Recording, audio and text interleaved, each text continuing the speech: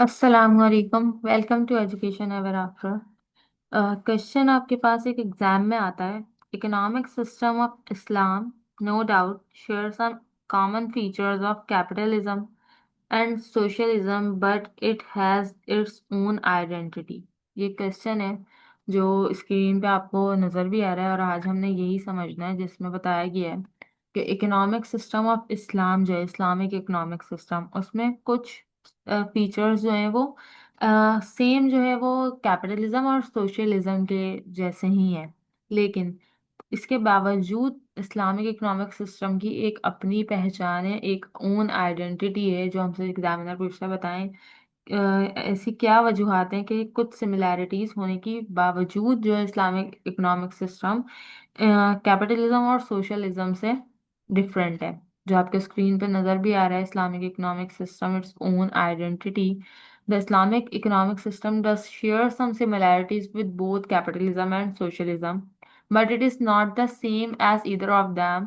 Islam take the positive feature of both system and avoid their extreme, which gives it a unique and balanced identity. देखिए, इस्लामी मुआशी निज़ाम जो है, Islamic economic system वाकई जो capitalism है और सोशलिज्म है, दोनों से कुछ चीज़ें लेता है, दोनों की कुछ सिमिलैरिटीज हैं इसमें, लेकिन फिर भी ये दोनों सिस्टम जैसा नहीं है। क्यों? इसकी अपनी एक मुनफरद शनाख्त इसलिए है क्योंकि ये जितने इकोनॉमिक्स प्रिंसिपल है ना, उसके साथ साथ आपको जो है वो कुछ दीगर चीज़ें भी साथ बताता है। जिस तरीके से कुछ माशी उसूल के साथ आपके पास यहाँ जस्टिस आ जाता है, ठीक है, ह्यूमैनिटी, ये सारी चीज़ों को बैलेंस करते हुए जो है इस्लामिक इकोनॉमिक सिस्टम जो है वो चलाया जाता है। अब यहाँ पे जो है वो इसमें आपके पास कुछ इसके पॉइंट्स बताए हुए हैं कि इसमें क्या यूनिकनेस है, क्यों ये बैलेंस आइडेंटिटी प्रोवाइड करता है, और कैपिटलिज्म और सोशलिज्म के बिलीव्स क्या हैं। सबसे पहले हमें इस्लामिक इकोनॉमिक सिस्टम अगर इन दोनों सिस्टम से डिफरेंट है तो हमें ये पता होना चाहिए कि what is capitalism and what is socialism. तभी हम दोनों तीनों में डिफरेंस कर सकेंगे। देखिए, कैपिटलिज्म क्या जो है वो बिलीफ रखता है, और कैपिटलिज्म में क्या जो है वो उसूल फॉलो किए जाते हैं। क्या होता है कैपिटलिज्म? हर चीज की जो है वो प्राइवेट ऑनरशिप होती है, ठीक है। Private ownership of property and business, आपकी कोई भी प्रॉपर्टी हो या बिजनेस हो, इसकी प्राइवेट ऑनरशिप होती है। बिजनेसेस हों, वो ज्यादा मुनाफा जो है वो जितना चाहे कमा सकते हैं, हुकूमत उसमें कोई मदाखलत नहीं कर रही होती। इसमें क्या होता है कि हुकूमत की इन्वॉल्वमेंट कम होती है। अ, म- मेरा अगर बिजनेस होगा, मैं उस पर जितना चाहे प्रॉफिट कमा रही हूँ, जो अपने प्रोडक्ट की प्राइस रख रही हूँ, मुझसे आगे हुकूमत उसके ऊपर जो है वो नहीं पूछ सकती, रिस्पेक्ट ऑफ वो इलीगल हो, ठीक है। अब होता क्या है, जब आपके पास जो है वो राइट ज्यादा होते हैं, आपके पास जो है अथॉरिटी ज्यादा है, ठीक है, आपकी प्राइवेट ऑनरशिप है, गवर्नमेंट उसमें इन्वॉल्वमेंट नहीं कर रही, तो जिसके पास पैसा होता है वो उस पैसे से और पैसा बनाता है, और जिसके पास नहीं है वो पीछे रह जाता है, ठीक है। इसका मतलब अमीर और अमीर हो जाता है, और गरीब जो है वो उसी जगह खड़ा रह जाता है। तो इसमें जो है वो अमीर और गरीब का फर्क बढ़ जाता है, ठीक है। सोशलिज्म में क्या होता है? सोशलिज्म में गवर्नमेंट के पास राइट ज्यादा होते हैं, ठीक है। मोस्ट रिसोर्सेज जो हैं वो गवर्नमेंट अपने कंट्रोल में रखती है, और गवर्नमेंट डिसाइड करती है कि एक कितनी प्रोडक्शन होनी है, ठीक है, कितनी डिस्ट्रीब्यूशन होनी है। जिस तरीके से हुकूमत जो है वो आपका प्रॉफिट भी, ठीक है, ज़्यादातर चीज़ें हुकूमत की मिल्कियत में होती हैं। कितना जो है वो किस चीज़ के ऊपर प्रॉफिट कमाया जाएगा, ये हुकूमत जो है वो हिसाब रख रही होती है। इसमें क्या होता है कि बिजनेस प्राइवेट करने पर पाबंदी होती है, ठीक है। तो यहाँ पर गवर्नमेंट के पास ज्यादा राइट्स होते हैं, और सबको बराबर इक्वालिटी करने की कोशिश की जा रही होती है, हुकूमत सब कुछ कंट्रोल कर रही होती है ताकि सब लोग एक तरह से एक जैसे से हों। यहाँ तक कि सोशलिज्म में इतनी अथॉरिटी गवर्नमेंट के पास होती है कि एक मुल्क में जो है वो जो स्टूडेंट्स हैं वो उस मुल्क में एक साल में कितने उन्हें इंजीनियर्स चाहिए, तो वो उस हिसाब से एडमिशन्स उसी फील्ड में दे रहे होते हैं। उसके अलावा जो है वो आपके पास अथॉरिटी कम होती है कि आप अपना प्रोफेशन डिसाइड करें।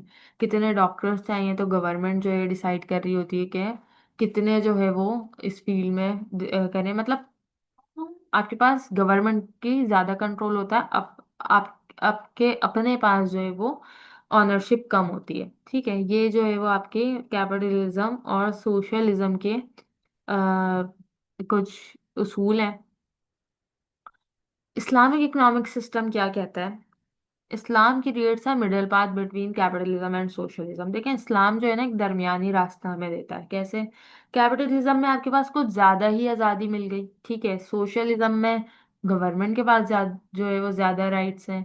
तो हर कैपिटलिज्म हो या सोशलिज्म हो, दोनों में एक एक पॉइंट ना एक्सट्रीम लेवल पे है।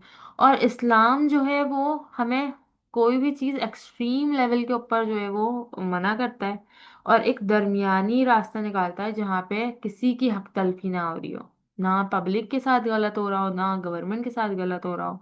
तो इस वजह से एक मिडिल पाथ हमें दे देता है। It allows freedom like capitalism, आज़ादी भी देता है, but also ensure fairness and justice like socialism. लेकिन आपको इंसाफ भी फराहम करता है सोशलिज्म की तरह, ठीक है। At the same time Islam adds moral ethical and religious principle which makes it completely unique. और साथ साथ इस्लाम जो है उसमें तमाम इखलाकी और रिलीजियस जो पॉइंट्स हैं उन्हें भी जो है वो नज़र में रखते हुए एक यूनिक हमें जो है सिस्टम प्रोवाइड करता है। अब किस बेसिस के ऊपर इसके मेन फीचर्स क्या हैं, ये हम यहाँ पर पढ़ लेते हैं कि इस्लाम के चार जो है वो यहाँ पे इसूल बताए गए हैं, principle. Private ownership allow, capitalism की तरह ही है ये, कि इस्लाम जो है वो आपको प्राइवेट ऑनरशिप अलाउ करता है। आप अपना घर, जमीन, दुकान, कारोबार, आपका पैसा, आप सब अपनी ऑनरशिप के ऊपर रख सकते हैं। आपको प्राइवेट मलकियत रखने की इजाजत होती है, लेकिन कुछ लिमिटेशंस हैं, ठीक है। किसी के साथ ज्यादती ना की जाए, किसी का नाजायज हक ना खाया जाए, ठीक है। एक्सप्लॉयटेशन नहीं की जानी चाहिए, जायज मुनाफा कमाना चाहिए, ठीक है। ये कुछ आपको लिमिटेशंस बता दी गई हैं कि आप अपनी प्राइवेट ऑनरशिप जरूर रखें, लेकिन उन लिमिटेशंस को पूरा करते हुए, ठीक है। आपने मोनोपोली नहीं करनी, मतलब एक सिंगल सेलर ना हो कि वो प्राइसेस बढ़ाते रहे और दूसरों की हक तलफी हो रही हो। या आपने फ्रॉड, धोखाधड़ी से कुछ अपनी प्राइवेट ऑनरशिप रख के नहीं कमाना, ठीक है। किसी के साथ ना इंसाफी नहीं होनी चाहिए। इन उसूलों को पूरा करते हुए आप अपनी किसी भी चीज के ऊपर मिल्कियत रख सकते हैं। साथ है सोशल वेलफेयर एंड फेयरनेस। ये जो है वो आपके पास सोशल वेलफेयर जो है वो सोशलिज्म जैसा है, कि अब यहाँ पे क्या सिस्टम हो जाता है कि सोशल वेलफेयर एंड फेयरनेस में Islam emphasise fair distribution of wealth. दौलत की मुनसिफाना तकसीम होनी चाहिए।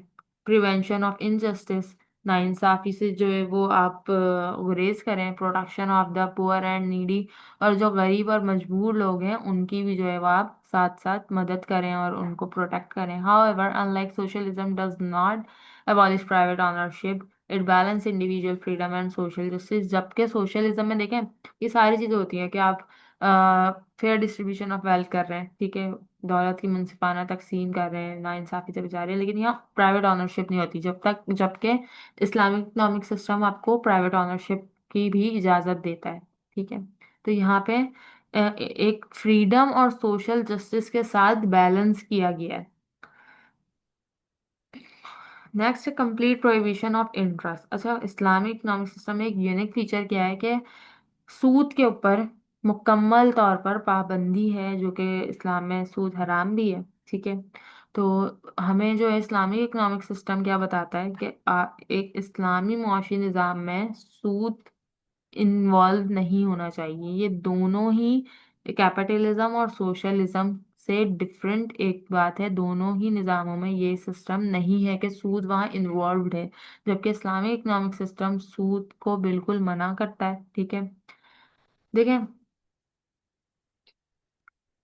सूद जो है ना वो क्या होता है कि पैसे के ऊपर पैसा लेना, ठीक है, बगैर काम, बगैर मेहनत या रिस्क के जो है वो आप पैसे के ऊपर पैसा कमा रही है, इंटरेस्ट होगा, इसलिए से सूद को हराम भी करार दिया गया। और ये इस्लामिक इकोनॉमिक सिस्टम में सबसे बड़ी इंफरादियत है कि यहाँ पे आपको जो है वो सूद से मना किया गया है, जो कि हराम है, स्ट्रिक्टली प्रोहिबिटेड है।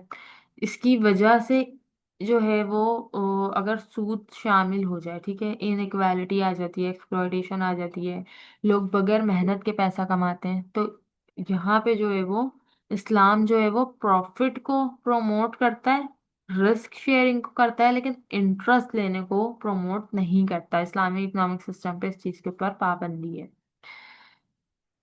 फोर्थ है वेल्थ सर्कुलेशन इज मैंडेटरी। अच्छा, वेल्थ सर्कुलेशन इज मैंडेटरी क्या? कि दौलत जो है वो सर्कुलेट होनी चाहिए, वेल्थ जो है वो सर्कुलेट होनी चाहिए। उसकी वजूहात क्या होती हैं कि देखें, जब पैसा एक ही के हाथ में नहीं रहना चाहिए, उसे सर्कुलेट होना चाहिए। Islam does not allow wealth to remain concentrated in a few hand, सिर्फ कुछ हाथों में पैसा ना रहे, बल्कि उसे सर्कुलेट हो और एक मईशत में जो है वो घूमना चाहिए, ताकि इसकी वजह से जो है वो ये गैप खत्म हो अमीर और गरीब का। अब इस गैप के लिए हम सब जानते हैं, इस्लाम ने कुछ उसूल बताए। जिस तरीके से जक़ात जक़ात का हम पे जो क्यों फर्ज की गई है, ताकि जिन जो अमीरों के पास पैसा दौलत मौजूद है वो गरीबों तक पहुंचे और उनको उनका हक भी मिले, और इस तरीके से वेल्थ सर्कुलेट होती रहे। ठीक है, तो ज़कात देना ये आपकी जो है वो इस्लामिक इकोनॉमिक सिस्टम का पार्ट है। सदका, सदका भी जो है वो आपकी एक वॉलंटरी चैरिटी कहलाती है। ठीक है, सदका अपनी मर्जी से आप मदद करें, इनइक्वालिटी कम होती है इससे। इसके अलावा जो है वो inheritance law, wealth must be divided among the family members. जो इनहेरिटेंस जो जायदाद वगैरह के होती है, ठीक है, कोई आपकी विरासत है, वो आप अपने फैमिली मेंबर्स में, एक आदमी की दौलत सिर्फ चंद हाथों में नहीं रहनी चाहिए, बल्कि पूरे खानदान में तकसीम होनी चाहिए। जो इस्लाम ने हमें जो है वो रूल्स और प्रिंसिपल बताए हैं कि आपको किस तरीके से अपनी विरासत को तकसीम करना है।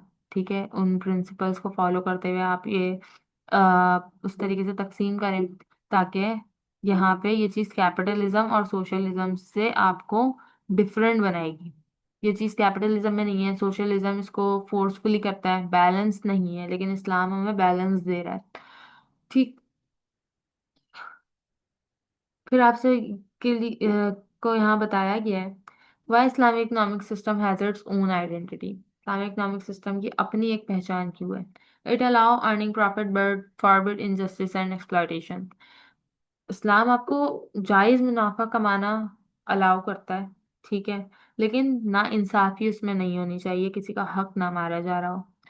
इस्लाम इंटरेस्ट को कंप्लीटली बैन करता है, जिससे मना किया गया है। एक ये इस्लामिक इकोनॉमिक सिस्टम में एक यूनिक प्रिंसिपल है, यूनिक फीचर है। It ensure social welfare through zakat and charity. Social welfare, लोगों की फलाह बहबूद के लिए ज़कात और चैरिटी जो है वो उसे बढ़ावा देता है इस्लामिक इकोनॉमिक सिस्टम, ताकि अमीरों की दौलत गरीबों तक सर्कुलेट हो और ये अमीर गरीब का गैप ख़त्म हो।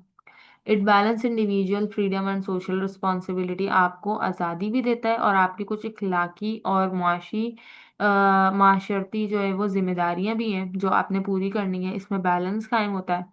It combines economics with morality, something other system lack. देखें, इस्लामिक इकोनॉमिक सिस्टम जो है ना वो यहाँ पर आपको मोरालिटी जो है वो कंबाइन कर देता है। मतलब आपने सिर्फ कैपिटलिज्म में आपको मुकम्मल आज़ादी मिल रही है, सोशलिज्म में वहाँ पे फोर्सफुली आपसे जो है वो माशरती रिस्पॉन्सिबिलिटीज पूरी करवाई जा रही हैं गैप खत्म करने के लिए। लेकिन इस्लाम हर जगह आपको बैलेंस करके दिखा रहा है कि आप इस्लामिक इकोनॉमिक सिस्टम में आज़ाद भी हैं, आप अपनी सोशल रिस्पॉन्सिबिलिटीज भी पूरी करेंगे, आपको एक दरमियानी रास्ता मिल रहा है। यही इसकी यूनिकनेस है। और इसमें जो है वो तमाम मोर इखलाकी जो है वो चीज़ें शामिल हैं। इंटरेस्ट फ्री होता है। ये इस्लामिक इकोनॉमिक सिस्टम को एक अपनी पहचान फराहम करता है। दैट्स इट, यही जो है वो उसका डिफरेंस है, और आप एग्जाम में लिख कर आ सकते हैं। आई होप कि आज का क्वेश्चन समझ आया होगा। अगर कोई क्वेश्चन हो तो आप कमेंट सेक्शन में पूछ सकते हैं। अल्लाह हाफिज।